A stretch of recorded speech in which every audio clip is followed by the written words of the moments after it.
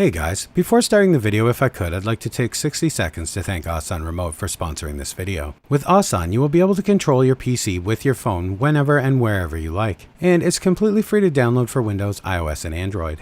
As you can see, I'm playing New World, leveling my music without having to be at my desk. And what makes it even cooler is that you can fully customize your keyboard functions, which you can't even do while playing on your PC, allowing me to edit my display and pull out the specific keys for leveling music and place them wherever on screen I like to make hitting the notes even easier. For example, if you want to change the keys and the F5 key is missing, all I'll do is go into the keyboard settings and press F5. Then I can move it to where I find it the most comfortable to hit. I can even increase the size if I like.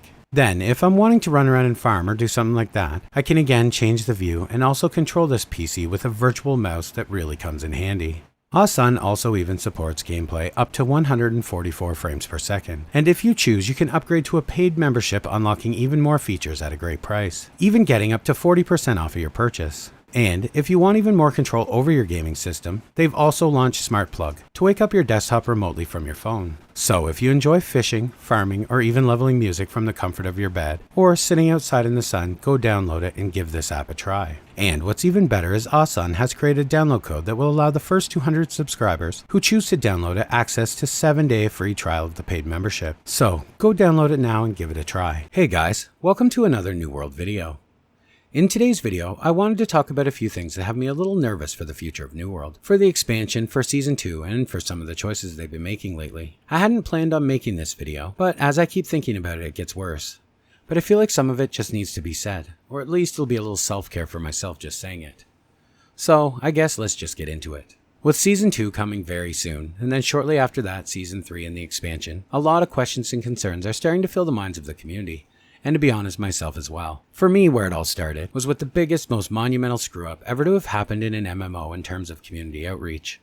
Which of course was when the Q&A answer came up regarding a full gear set in the next expansion. Now, before you jump down my throat and say it isn't a big deal, and then of course say most other MMOs do it on all expansions, I know all of this. And it isn't the fact that there's a hard gear reset coming. That's not an issue. It's the timing of telling us, which has always been one of New World's biggest blunders for me. The timing. Think about it really. They've been talking about this Sandworm raid for almost a year or something. Then, right before it's due to launch, they drop this information on the community about the hard gear reset.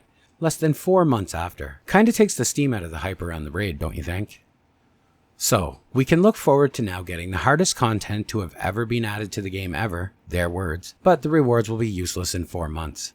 Makes sense. Now I know this would happen anyway, as does everyone else, but it for me falls right in there with that old saying, I love the hot dog at a ball game, but I certainly don't want to hear about how it was made first. You see, if they'd left that information out about the gear reset, had it under strict NDA or something, released the Sandworm with all the hype and the wonder of a new raid, let us play it and get our rewards for a couple months, then about a month and a half later, showed a trailer of all the great content they are adding in the expansion, and showed us all the cool shiny new things like mounts, then say they are also doing a gear reset with it. You know, it would have went over completely different. It would have been endless hype. Hype for the worm, followed by hype for the expansion. You see, people do not usually get upset hearing that they'll lose something, when they also hear about all the stuff they're getting along the way. And of course, there's always those people that white knight and say that I'm totally wrong about this. But I don't think so. It's all about perception of loss versus gain. And dropping only the loss on people will of course have a negative reaction. Like imagine if I said to you, hey, I got something for you here. It's a bad back and a ton of paperwork for you to do. Should I have also included the other bit?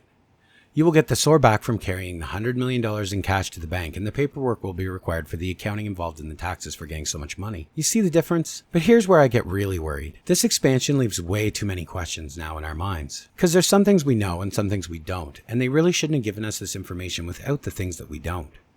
First, where do we get all this new gear and how will it work? Will expertise still be a thing, or will it just be simply gear? And if expertise is a thing, how do we get it? Because right now, all we know for sure is we're getting one new zone, a rework of New First Light, which will likely come with roughly the same amount of content in the form of quests and expeditions as Brimstone, which isn't much to be honest. Not enough to justify a gear reset, especially because a gear reset means we will all be significantly more powerful after. So are they reworking some of the old zones or some of them? Or will we only have First Light for the endgame? Because in my mind they would have to. Because right now people are crying saying New World has no endgame content. Really? Because right now we have Brimstone, Reekwater, Ebonscale, Eden Grove, Shattered Mountain, and all of the expeditions they contain. And of course the elite areas. These all contain various activities, quests and such that reward gypsum. And you know what people still complain about? The 500 to 600 expertise grind. Even with all of this. So you're telling me that in an expansion people will be happy with New First Light, and that's it? Imagine for a second if right now Brimstone and the Ennead were the only endgame activities. Would it be enough for you? Then add on top of that the Sandworm raid, which isn't even out yet and will only be 4 months old when the expansion hits. Yeah, it'll no longer be endgame either. It will be equivalent to Dynasty now. Does any of this make any sense to anyone? Because if it does, please help me out here. These choices are just not adding up to me. Then, if we consider that they must be going to change things after all. Okay, so that's cool. But what does this mean then? Will gear drop now 600 to 625 in expansions? Because without half the current endgame zones, and if they make them for the new tier, then where will people then need to go for the mid-game expertise Umbral grind? Which by the way will be a nightmare because who will be doing mutations at that point? Which again creates another strange thing. All the development time for the mutation system, which is scaled around 600 to 625, which will mean nothing after the gear reset. So are they going to increase mutations to the new system? Which again, where will we get Umbrals to go from 600 to 625? It's all just really silly, and these are all questions that we need answered before we're told these sort of things. What would have made way more sense was a gear rework, not a reset in the expansion. Increase the gear score fine, even add new, more powerful perks. All that stuff, because I completely understand the whole thing with needing new gear to motivate people to do things. In fact, I think I understand it even more so than the devs seem to lately. You see, ever since launch, all they keep doing is adding new activities because people keep complaining that there's no endgame content. And then they act confused in the dev blogs as to why people keep saying there's no content. You want to know why? Here's why. There's tons of content. What the devs seem to be missing is, there's no reason to do any of it. Nothing motivates anyone to run anything. For example, can you even get anything in a mutation, even in M10, that a person who only picks his hop all day can't? No. That's the issue. So instead of announcing that you're going to do gear resets and then the community losing their shit about it, and even more quitting after all, how about you wheel that reset back and consider a gear rework? Make certain perks or certain gear only obtainable from certain places. Give us a reason to run the things for certain items. There has to be things people want to justify the hours of organization and planning, and of course the effort to even doing this stuff. Like the Sandworm, for example. The loot there at the moment on the PTR isn't even as good as an M10, but it takes a level of organization that's near impossible for 99% of the New World population. I have people messaging me every day complaining that they can't even find groups to get 600 gear score, let alone mutations.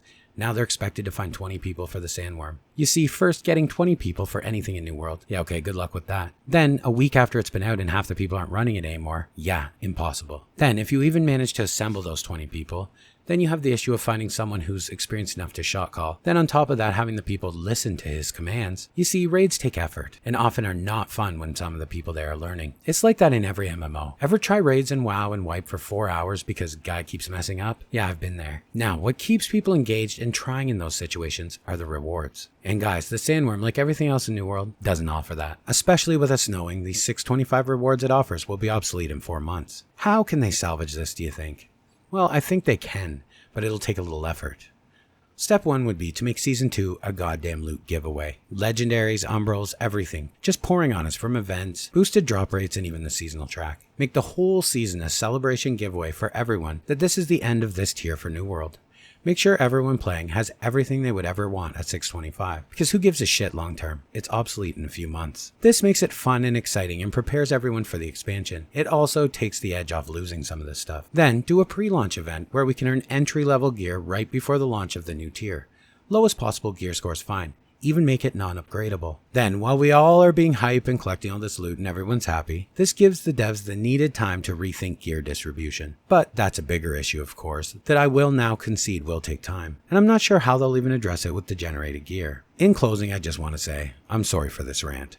But these are very real problems that could get pretty bad, and I want this game to succeed really ultimately, but I feel like the expansion will be the final nail if they don't get it right, and it seems to be heading towards not getting it right. They really need to stop making crap like fireworks and focus on things like how we can make the rewards good, so players will want to run the content we actually add. And I really hope they have a plan for this new gear reset, because like I said, I'm not against it, but there has to be enough content to justify it, or else we'll just end up outpowering 95% of the map as soon as we get a few pieces of it, leaving only a tiny narrow piece of the map for true endgame, and that will offer any challenge. Anyway guys, I will be on the PTR and I will be testing, and I do hope I find some stuff that makes the light at the end of this tunnel a little bit brighter.